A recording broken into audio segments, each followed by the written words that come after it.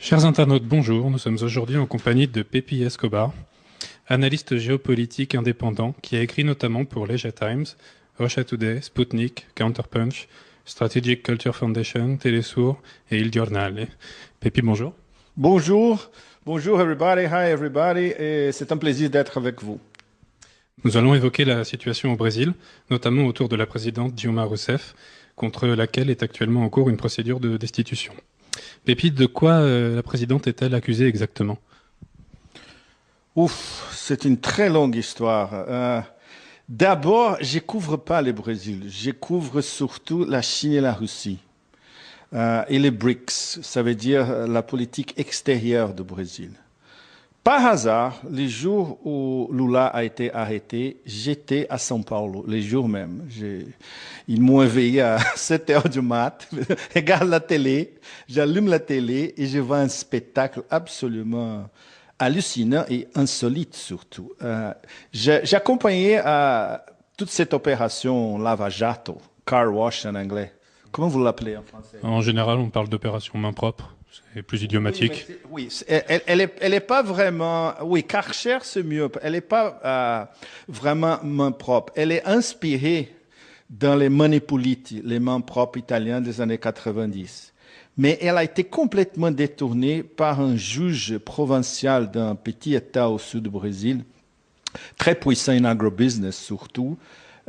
C'était un juge qui n'avait pas une projection nationale, mais il a été choisi à l'œil par nos amis de l'Empire du Nord. Et ça, c'est toute l'histoire du début de l'opération Karcher. Pourquoi il y a eu une opération Karcher? Parce qu'il y a eu d'abord l'espionnage de la NSA américaine, the National Security Agency, sur Petrobras, que c'est la plus grande compagnie brésilienne, c'est presque 20% du PIB du Brésil, une des grandes de pétrole et d'énergie internationale.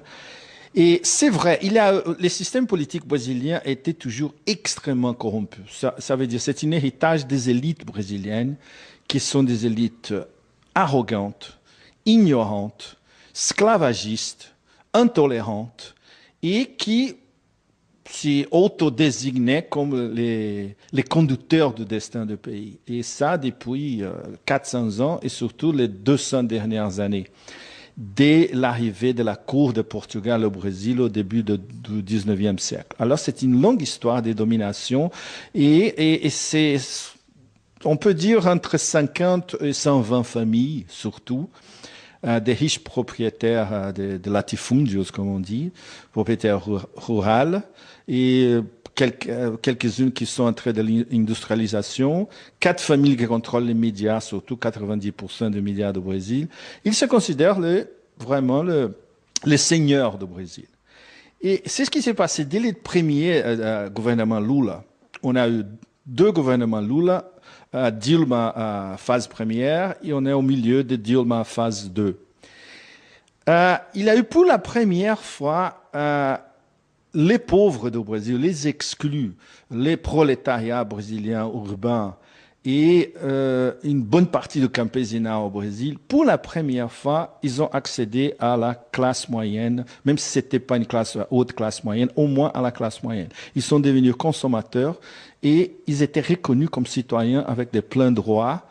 Et, par exemple, ils ont acheté sa première maison, ils ont acheté sa première télé digitale, ils ont voyagé en Europe, aux États-Unis pour la première fois dans leur vie.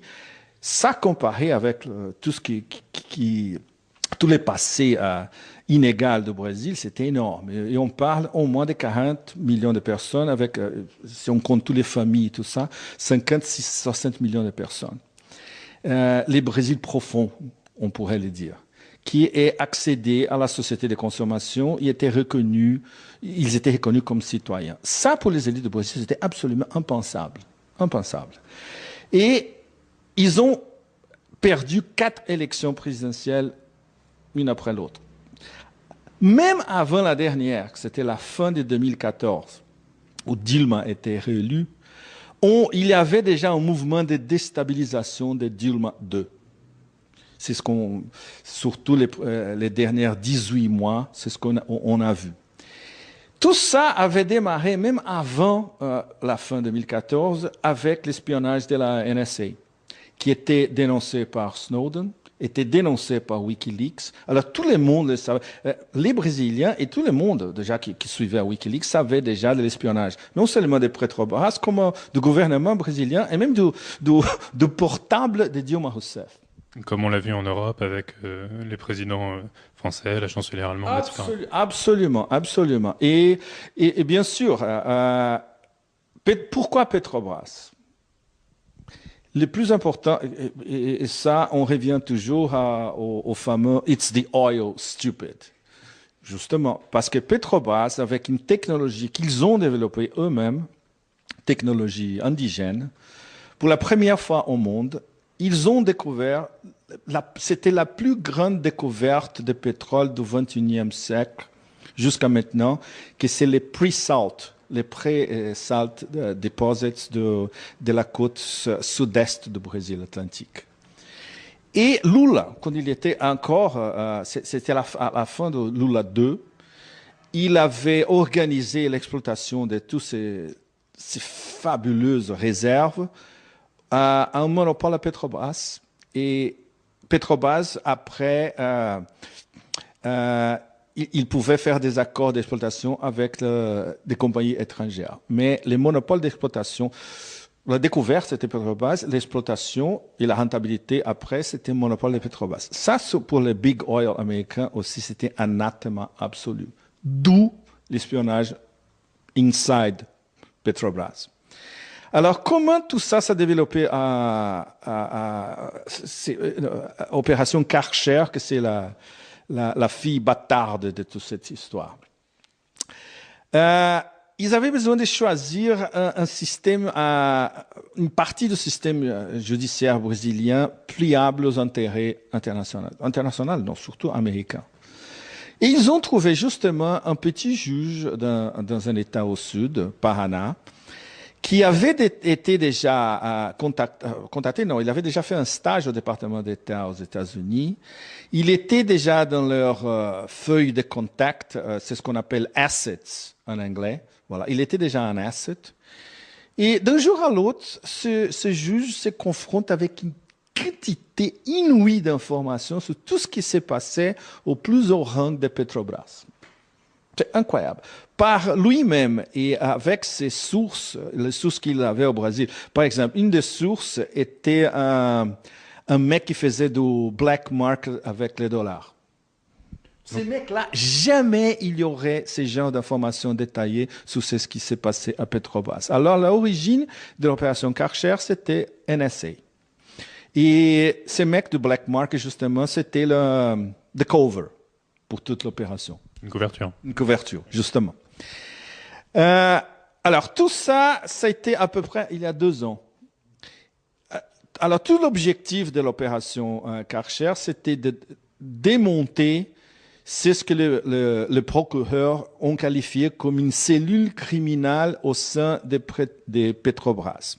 Et cette cellule, c'était des éléments de la direction de Petrobras, bien sûr, des directeurs et des hautes exécutifs de compagnies de construction au Brésil et des politiciens brésiliens, surtout du Parti des travailleurs.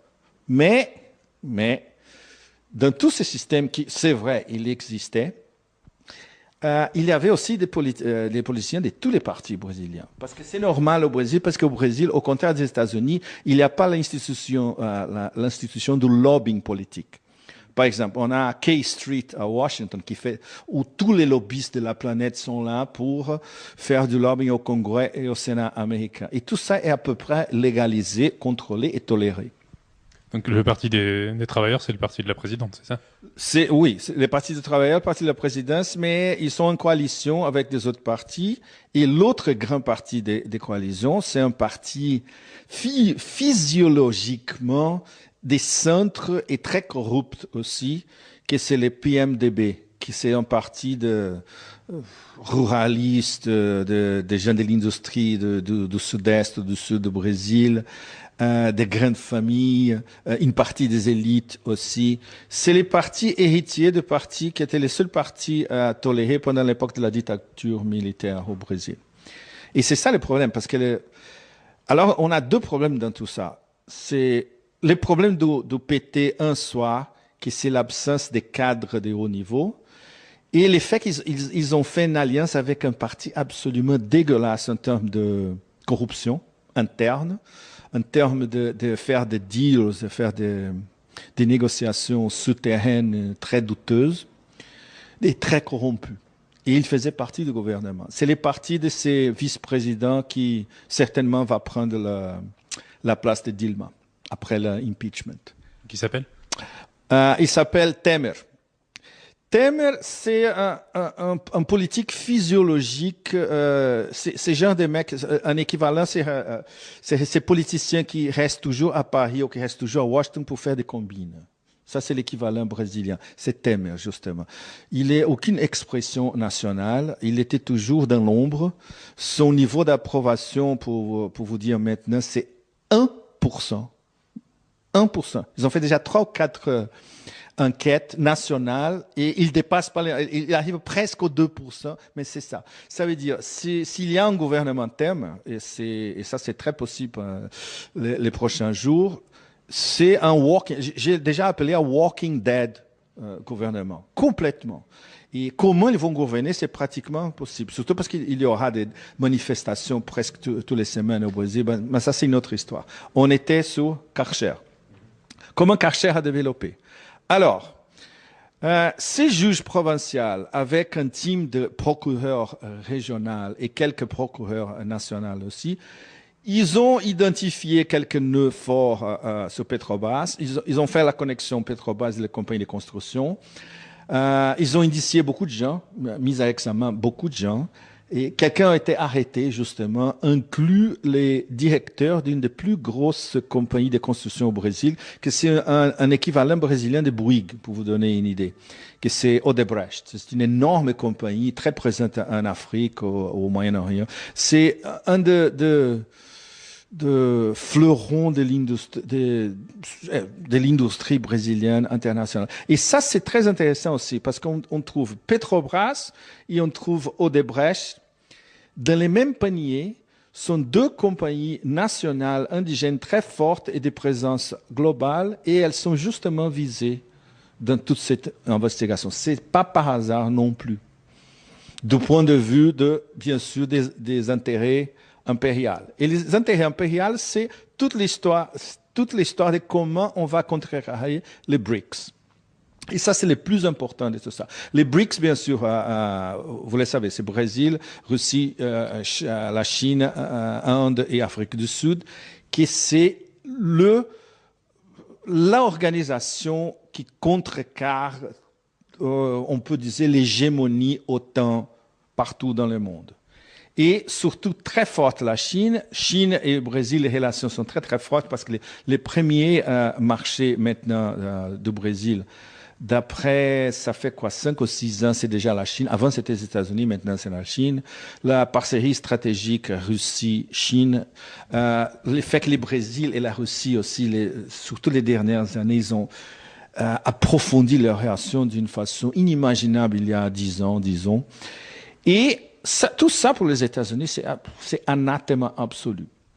Mais alors, comment cette opération Karcher finit par aboutir sur une procédure de destitution? Justement, et c'est ça que c'est très difficile d'expliquer ça partout dans le monde. Et j'ai des demandes de partout, des Européens, des Canadiens, des Américains, les gens en Asie et tout ça.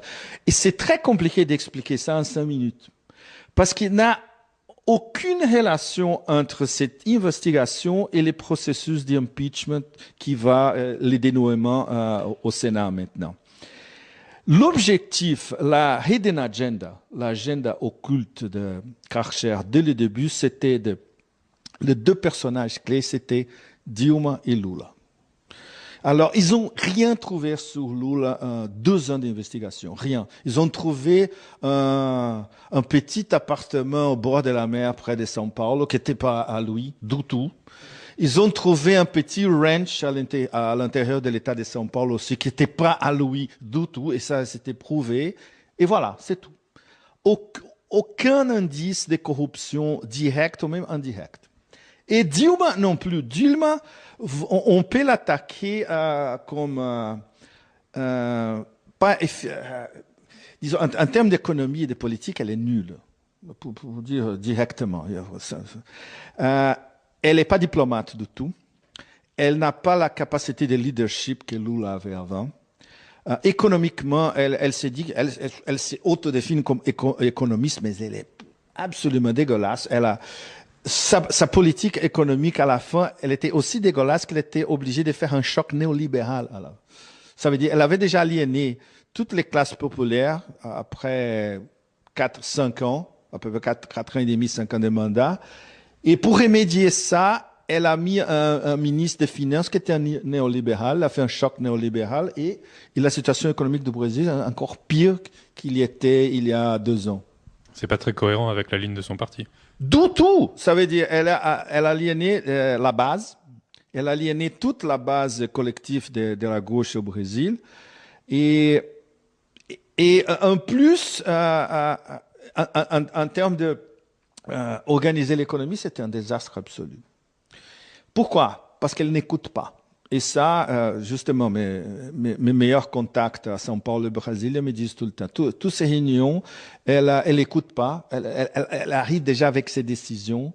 Il n'a pas comme Lula faisait avant. Lula, c'était modus operandi d'un négociateur né et qui écoute les gens tout le temps. Et après, il prend une décision. Mais avant, il a toujours un système de débat, il a un système collectif d'entendre toutes les opinions, surtout les opinions en clash.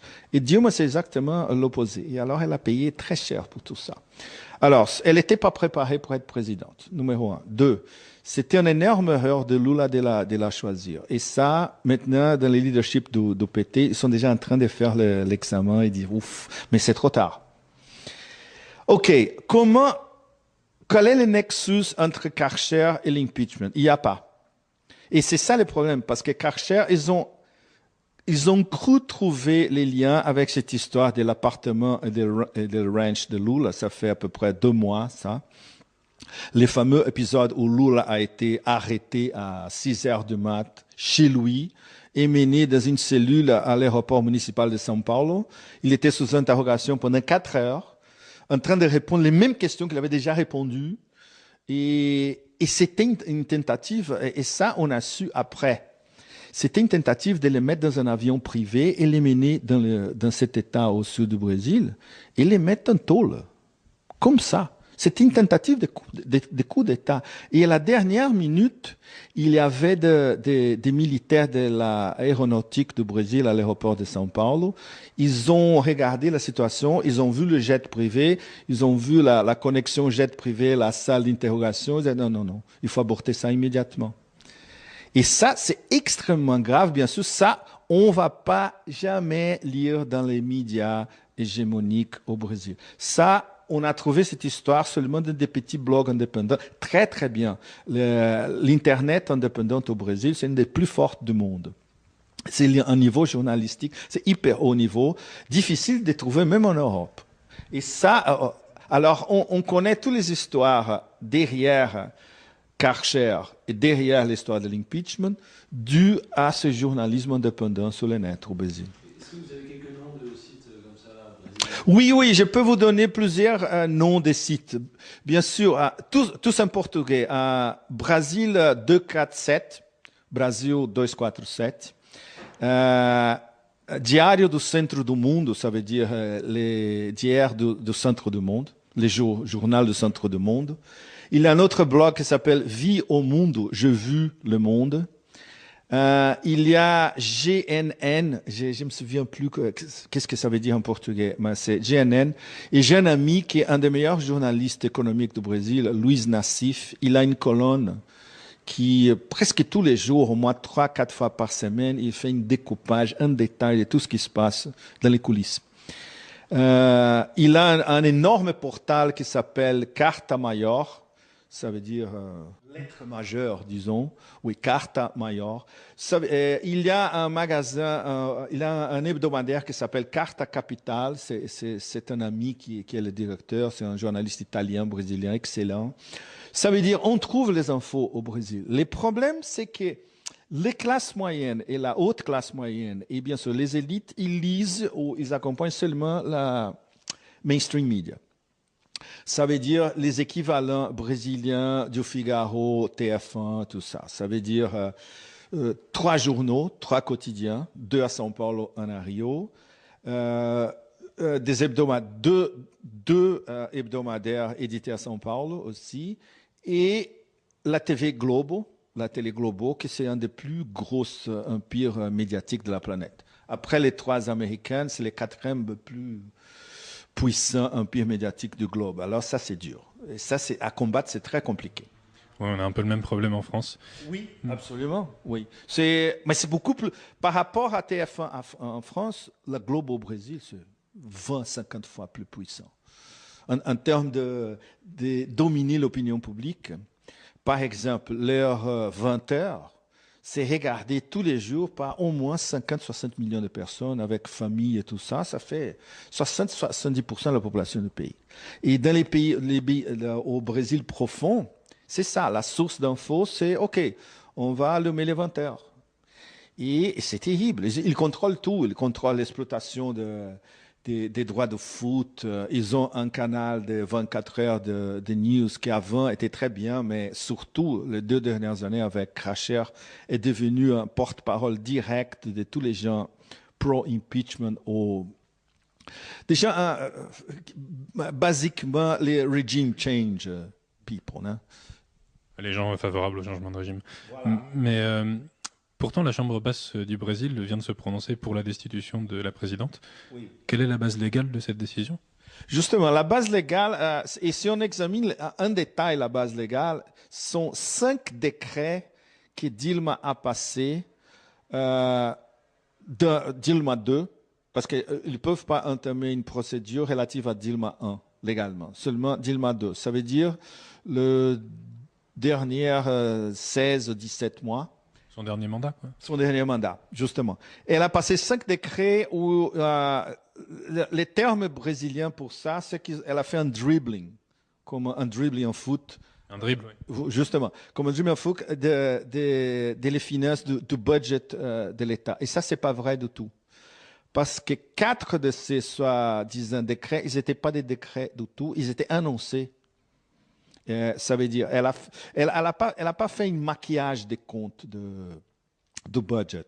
Elle a comptabilisé des revenus futurs dans les budgets de l'année. Et ça, c'est une chose dans tous les pays européens, ils font ça.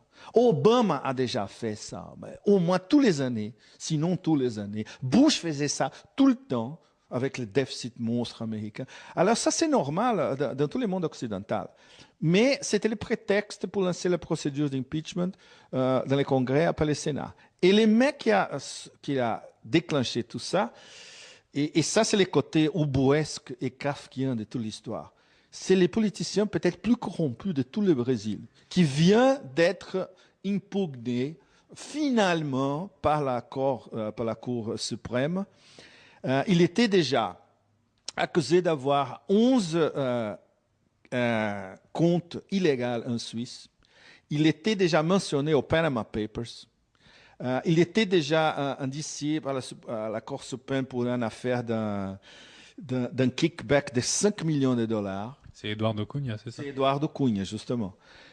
Et bien sûr, c'est lui qui a organisé tout ça au Congrès parce qu'il domine une bonne partie du Congrès du Brésil parce qu'il est l'organisateur d'un système de financement des campagnes politiques absolument inégal. C'est lui. C'est le roi du financement des campagnes. Et comme tout ça au Brésil n'est pas réglé du tout, ça veut dire des contributions viennent de tout ce qu'on peut imaginer. Et tous ces congressmen, membres du Parlement, sont directement, ils les contrôlent, directement ou indirectement. Alors, ils savaient qu'il y avait the numbers, les numéros de vote suffisants pour faire passer ça. Et bien sûr, tout s'était organisé. Il est du même parti du vice-président Temer. Alors, cette alliance Cunha-Temer, c'est l'alliance de l'impeachment.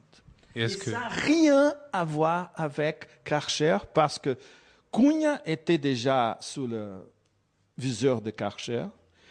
Temer, c'est Dilma est accusé par Karcher. Temer aussi parce qu'il était le vice-président. Ça veut dire qu'il était au courant de tout. Donc est-ce qu'il faut s'attendre à un même résultat au Sénat?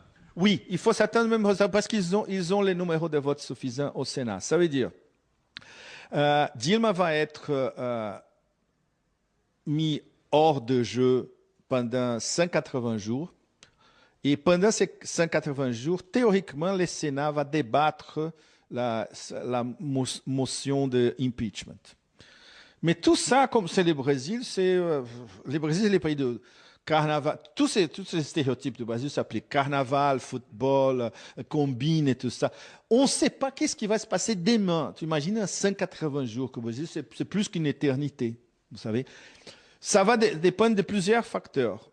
Un, c'est la impopularité de soi-disant gouvernement intérim Temer. Deux, qu'est-ce que la Cour suprême va faire? Parce qu'elle a besoin de mettre en tôle Cunha, mettre en tôle, parce qu'il est déjà, pour lui, c'est soleil carré déjà, et ça fait longtemps. Bon. Est-ce qu'ils vont oser le faire? Parce que jusqu'à maintenant, l'argumentation de la Cour suprême, ah non, on ne peut pas interférer sur le législatif, parce qu'on est le judiciaire. Le problème, c'est que les judiciaires législatifs au Brésil, ils sont très, très politisés. Ça veut dire il y a des membres de la Cour suprême qui sont ouvertement pro-impeachment, ou anti-Lula, ou anti-Dilma, ou anti-PT. Et ça, c'est directement, live, on TV. Et alors, cette séparation des pouvoirs au Brésil, elle ne s'applique plus. Et c'est ça le problème, parce que les gens qui ont organisé les coups, qui sont associés aux gens qui ont organisé Karcher, les deux objectifs sont écarter Dilma, écarter Lula, ça veut dire écarter la leadership de PT, et criminaliser les PT comme un parti corrupt, ça veut dire les criminaliser et les éloigner d'aucune possibilité d'un succès électoral à partir de maintenant. Alors c'est un projet très complexe et très long terme. Donc pour l'éloignement de Dilma, ça a l'air d'être plutôt bien parti, mais pour Lula? Exactement, c'est bien parti du point de vue d'éloigner Dilma, absolument. Et ça dépend justement de ce fameux 180 jours d'analyse du mérite de la question. Il y a déjà par exemple, la Cour suprême au Brésil est très divisée. On peut à peu près dire qu'ils sont à peu près divisés entre trouver les mérites de la question appropriée et il y a une partie qui n'a même pas évalué les mérites de la question. Et s'ils le font, ils vont immédiatement conclure que c'est complètement bidon, l'histoire. Et c'est ça le problème. Le problème, c'est que la Cour suprême est déjà hyper politisée. C'est comme la Cour suprême aux États-Unis, la même chose. Disons, si elle était plutôt républicaine pendant Bush, maintenant c'est la même chose. Elle est plutôt pro-impeachment au Brésil. La réaction populaire, très important. S'il y a des manifestations monstres à partir de ces mini-impeachment de Dilma après le Sénat, s'il y a une espèce de coalition de toutes les forces de la gauche au Brésil, ça serait impossible de gouverner le pays. Et ça, Temer va voir dans sa première semaine comme soi-disant président.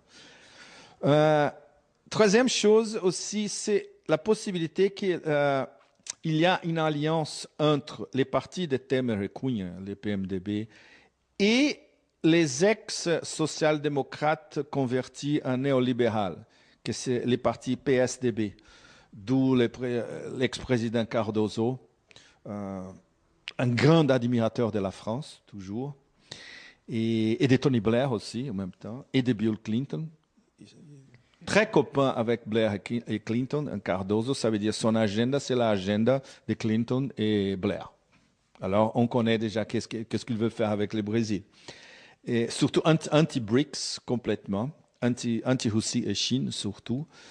Ça veut dire, s'il y a cette alliance et ces gouvernements Temer arrivent à au moins stabiliser l'horreur du Brésil maintenant, parce que c'est une paralysation, une polarisation totale, économique, politique, business, banque, tout. Il n'a pas de prêts, il n'a pas d'investissement, il n'a rien. Le pays est complètement paralysé et cloué à la télé et en train d'accompagner Karcher et l'impeachment.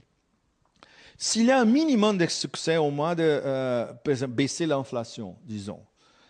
Et alors, ça crée un énorme problème pour les forces progressistes au Brésil, parce que les classes moyennes et même une partie des forces de gauche vont dire au moins le pays maintenant est stabilisé. Je ne crois pas que ça va se passer comme ça, mais il faut toujours garder ce scénario. Et l'autre élément très important, c'est jusqu'à quel point Karcher va arriver en termes d'essayer de criminaliser Lula. Parce qu'ils ont essayé au moins 2 fois et ils n'ont pas arrivé, mais ce n'est pas fini du tout. Parce que ça, c'est l'objectif numéro 1. Parce qu'ils savent aussi, et tout le monde le sait au Brésil, et toutes les enquêtes prouvent déjà, s'il y a une élection en 2018 et Lula est là, il va gagner. Il va se classifier au premier tour et au deuxième tour, c'est à lui. Parce qu'il a tout. Il connaît tous les pays, il a toute la base partout. Il lui faut seulement régimenter ses bases, faire une purge au top du PT, parce qu'il y a une énorme corruption dans tous les rangs de PT, en fait. S'il arrive à faire ça, et il a 2 ans pour faire ça, ça va marcher. Ça va marcher pour lui. Et c'est ça le problème des élites du Brésil. Ils ont fait tout ça pour criminaliser les PT, pour noyer Lula. Et à la fin, on peut voir absolument l'inverse. Les retours de Lula en 2018. Alors, et ils ont tout essayé, comme je vous avais dit dès le début. Avant la victoire de Dilma, à fin 2014, ces processus étaient déjà déclenchés. Alors, il y a l'élément brésilien interne, que c'est la vengeance des élites contre les PT et surtout contre la figure de Lula. Et l'élément externe, c'est super important, que c'est casser un des BRICS, mais d'une fois pour toutes. Ça veut dire casser la relation Brésil-Chine, casser la relation Brésil-Russie, éliminer le Brésil de BRICS en termes de la banque de développement de BRICS, tous les summits annuels où les sommets annuels où le Brésil, la Russie et la Chine sont toujours ils s'entendent très très bien. Dès les sommets qui étaient au Brésil, les sommets Yekaterinbourg en Russie, tout ça. Ça veut dire l'entendement de Poutine, Dilma et Xi Jinping, pour dire directement, il est très très bien à niveau international. Pour l'instant, il n'y a pas d'interférence directe. Ça, les gens me demandent ça tout le temps. Et pourquoi les Russes et les Chinois, ils font rien avec tout qu'est-ce qui se passe au Brésil? Ils peuvent pas pour l'instant. Parce qu'on n'a pas un fait défini, ça veut dire la Dilma écartée. S'il y a Dilma écartée pendant 180 jours, elle va faire une tour globale, elle va expliquer à tous les chefs elle va venir ici, elle va venir en Europe expliquer les mécanismes de l'impeachment et du coup. Elle va parler avec les Russes et les Chinois aussi. Les prochains sommets de BRICS, absolument, même si elle n'est pas là, mais ça va être un thème de conversation. Alors, ça veut dire, ils ont une attitude pour l'instant de wait and see. On va attendre qu'est-ce qui va se passer. Mais le jeu des élites, on appelle les comprador elites, les élites locales au Brésil, alliées avec les grands intérêts américains. L'ambassadrice américaine au Brésil maintenant, elle était au Paraguay à l'époque du coup contre Fernando Lugo au Paraguay. Et c'est une ambassadrice qui a toujours défendu contrôler la Cour suprême, c'est toujours très très bien pour nos objectifs. Et c'est exactement ce qui se passe au Brésil. Ils sont en train, les pro-impeachment, ils sont en train de contrôler une bonne partie de la Cour suprême aussi, politiser la Cour suprême. Alors tous les processus sont politisés. Les 3 pouvoirs, bien sûr, et c'est ce qu'ils veulent au Brésil, c'est surtout aligner les législatifs, les exécutifs, les judiciaires et les grands médias sur une même plateforme et avoir une espèce de parlementarisme à la brésilienne et à peu près s'écarter des résultats des élections. Le présidentialisme, non, on a le parlementarisme, un premier ministre, et on va contrôler ces élections pour premier ministre, et on peut se perpétuer dans le pouvoir. Ça, c'est l'agenda à long terme des organisateurs du coup, surtout. Et des gens qui sont en train de coordonner Karcher. Et c'est ça, le point de rencontre entre l'impeachment et Karcher, c'est ça. C'est criminaliser la gauche, et c'est pas seulement les PT, c'est toute la gauche au Brésil. C'est perpétuer dans les pouvoirs avec cette nivellation de tous les pouvoirs, réorienter la politique extérieure brésilienne anti-BRICS, pro-US surtout. L'Europe, ils ne pensent même pas. C'est pas important. Si on est allé avec les États-Unis, l'Europe vient avec. Et c'est pourquoi j'ai déjà écrit plusieurs fois sur ça en termes de guerre hybride. C'est un nouvel mécanisme de guerre hybride, développé bien sûr à Washington. Ils ont appliqué guerre hybride contre la Russie, contre la Chine, en Syrie.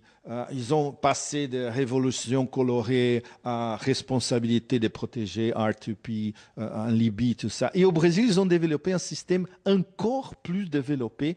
Et j'ai parlé de ça avec des académiciens à São Paulo. Ils m'ont dit qu'ils vont déjà commencer à étudier c'est ce qui se passe au Brésil, comme la forme plus développée de guerre hybride déjà inventée, que c'est une espèce de coup en lenteur, à long terme, soft, pas hard, pas militaire du tout, pas d'intervention, avec justement une manipulation médiatique monstre, manipulation politique, manipulation financière aussi, et tout ça aligné avec le système judiciaire d'un pays. Ça, c'est très, très sophistiqué, bien sûr. Et le Brésil, c'est la cobaye numéro 1 de ce nouveau expériment. Merci pour vos éclairages sur le Brésil. En France, on connaît aussi un mouvement de contestation du pouvoir qui s'appelle la Nuit debout. Vous habitez à Paris par intermittence, si j'ai bien compris. Oui. Donc, qu'est-ce que ce mouvement vous inspire? Bon, écoute, c'est la version française de Occupy Wall Street que j'ai accompagné de très près à New York. J'ai visité Nuit debout et je me sentais un peu comme si j'étais à Zuccotti Park à New York, mais en français, pas en anglais. Horizontalité, bien sûr, des discussions, comment ils ont divisé la place et tout ça. Mais ça au début. Maintenant, c'est après les derniers affrontements. Et ça, c'est dégueulasse parce qu'ils ont perdu la musique le soir. Ils ont perdu... il n'a pas vraiment une occupation de la place. Et ça, la police, la préfecture, ils ne vont jamais permettre ça à Paris, à mon avis. Ça veut dire qu'ils ont besoin de trouver un autre endroit, je dirais. Et du point de vue conceptuel, OK, c'est très bien l'horizontalité au début, prise de conscience, discussion, OK, mais ils ont besoin d'une organisation politique. C'est pas horizontal. Vous pouvez vous organiser horizontalement avec une petite pyramide aussi à côté et arriver à ce qui, par exemple, les 15M à Madrid a généré Podemos. Et Podemos est arrivé pratiquement au gouvernement, auprès du gouvernement. La seule solution en France, ça serait une équivalence. Un Nuit debout, disons, national en France, toutes les grandes villes françaises, mais avec un contenu conceptuel d'organisation politique qu'il n'y a pas pour l'instant. Pour l'instant, c'est une espèce de meeting anarchique très... ça peut être, wonderful. C'est la meilleure manière de le... pour les esprits, bien sûr, mais du point de vue de pratique, il ne va pas aboutir à quoi que ce soit s'il continue comme ça. Beaucoup de potentiel, mais du mal à le réaliser, quoi. Oui, exactement. C'est la méthode. Et écoute, nous sommes dans les pays du discours de la méthode. Alors, il faut... il le faut, vite. Merci beaucoup, Pépi. Merci, c'était un plaisir d'être avec vous. Excusez-moi pour mon français de taxi driver de Kaboul, mais ben voilà. Il est bien meilleur. Votre français est bien meilleur que mon portugais. T'as pas besoin de parler portugais, au moins que si tu vas au Brésil pour faire des campagnes contre l'impeachment.